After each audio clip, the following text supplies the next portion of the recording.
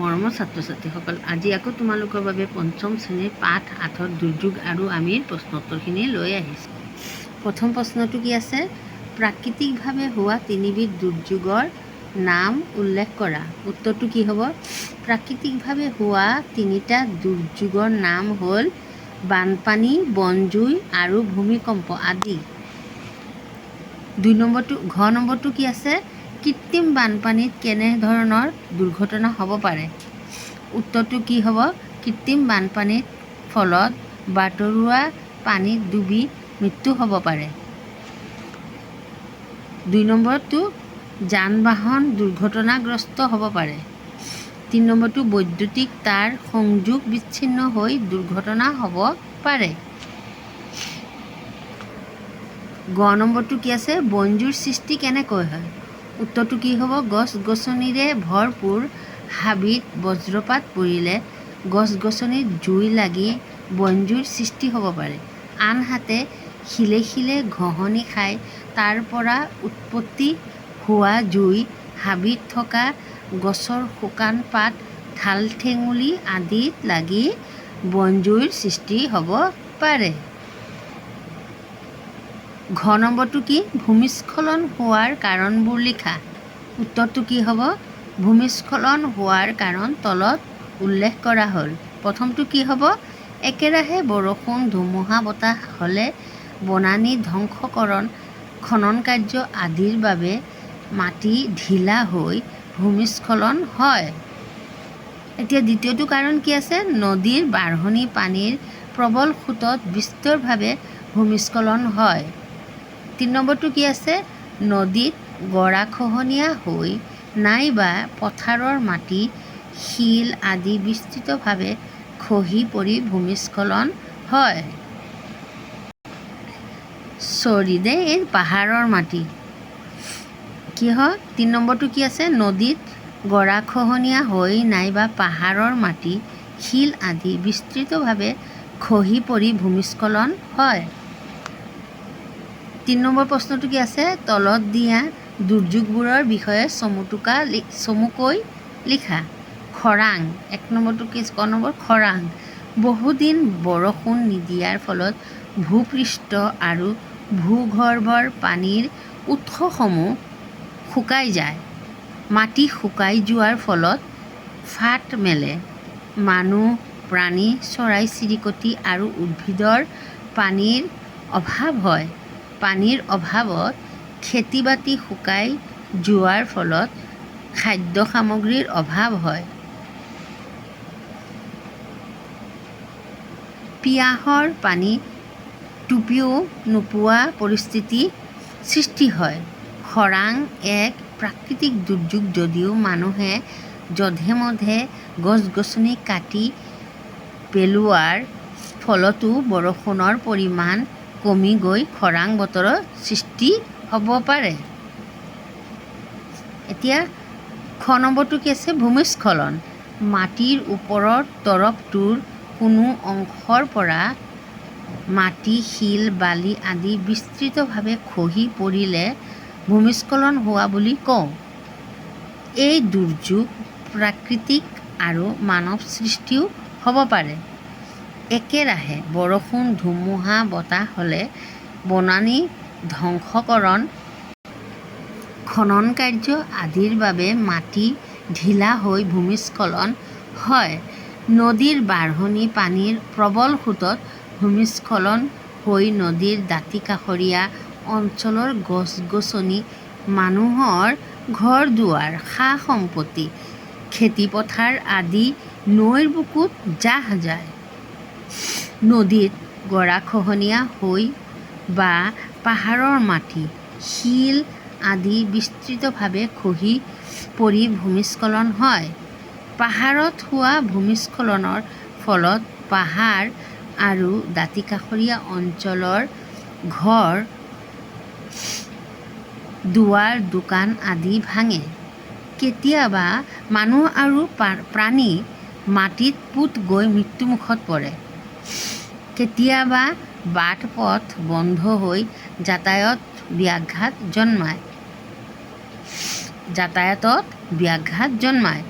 বনানীকৰণৰ যোগেদি ভূমিস্খলন বহুখিনি ৰোধ কৰিব পাৰি। তোমালোকে এইখিনি গোটেইখিনি এনেকুৱাকৈ লিখি ল'বা। গ নম্বৰটো ভূমিকম্প। ভূমিকম্প হৈছে ভূমিৰ ভূগৰ্ভৰ অৰ্থাৎ কঁপনি বা কম্পন। ভূমিকম্প সাধাৰণতে প্লেট টেকটনিক চলাচল, জ্বালামুখীৰ উদগীৰণ বা খনিজ সম্পদৰ সুৰুঙত বিস্ফোৰণ আদিৰ ফলত হয়। ভূমিকম্প মাপিবলৈ ৰিক্টাৰ স্কেল ব্যৱহাৰ কৰা হয়। ভূমিকম্পৰ প্ৰভাৱত ঘৰ-দুৱাৰ ভাঙি পৰে, মাটি ফাট মাৰি প্ৰাণী আৰু মানুহৰ মৃত্যু হ'ব পাৰে। প্ৰাকৃতিক দুৰ্যোগসমূহৰ ভিতৰত ভূমিকম্প অতি ভয়ানক। ভূমিকম্পৰ সময়ত বিদ্যুতৰ খুঁটিৰ পৰা ডাঙৰ গছৰ পৰা আঁতৰত থাকিব লাগে। হ'লনে? বুজি পালানে তোমালোকে এইখিনি? 4 নম্বৰ পাৰ্থক্য লিখা। খৰাং আৰু বানপানী।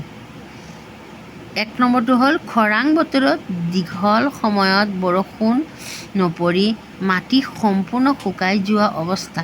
কিন্তু বানপানীত কি হয়? অতিপাত বৰষুণৰ ফলত নদীৰ পানী বাঢ়ি পানীত ডুবি যোৱা অৱস্থা।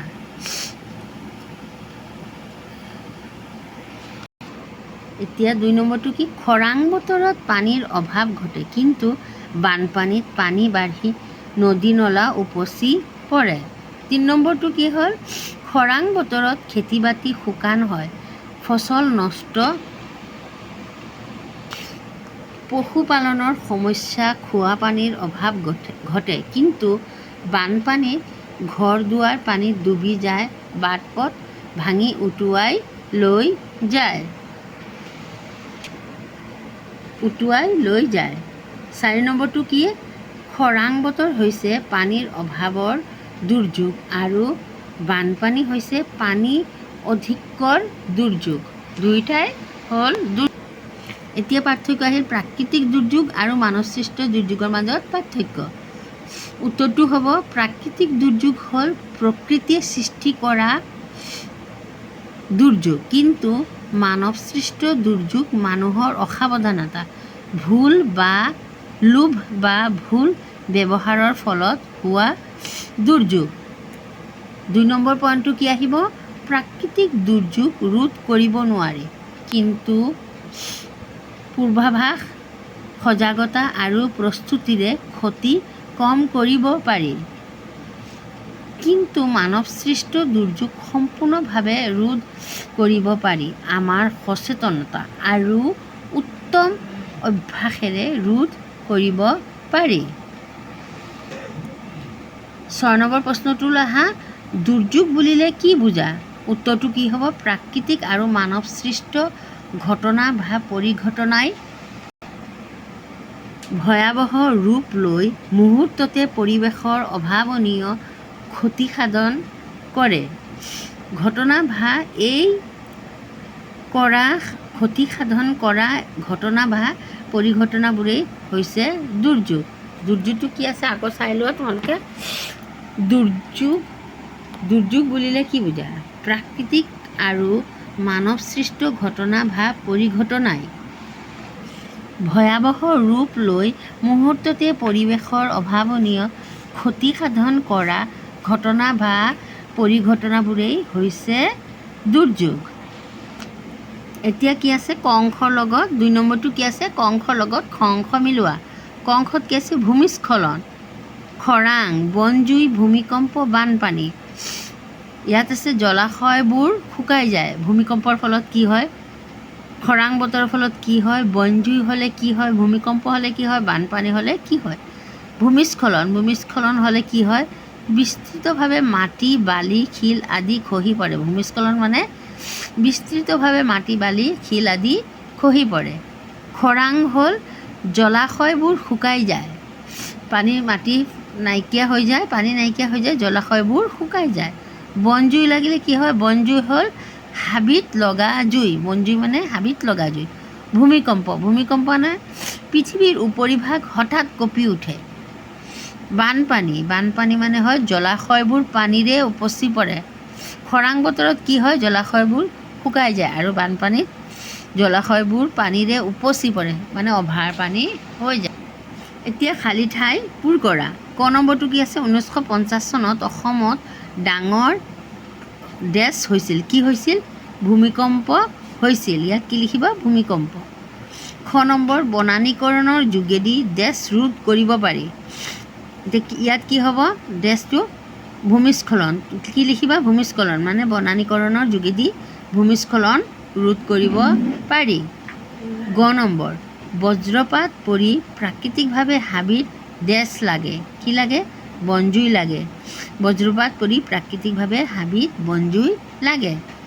ঘ নম্বৰটো কি? বাগজান তৈল খাদৰ বিস্ফোৰণ এটা ডেছ দুৰ্ঘটনা। এতিয়া কি? ঔদ্যোগিক দুৰ্ঘটনা। ইয়াত কি হ'ব? ঔদ্যোগিক দুৰ্ঘটনা। হৈছেনে বাৰু?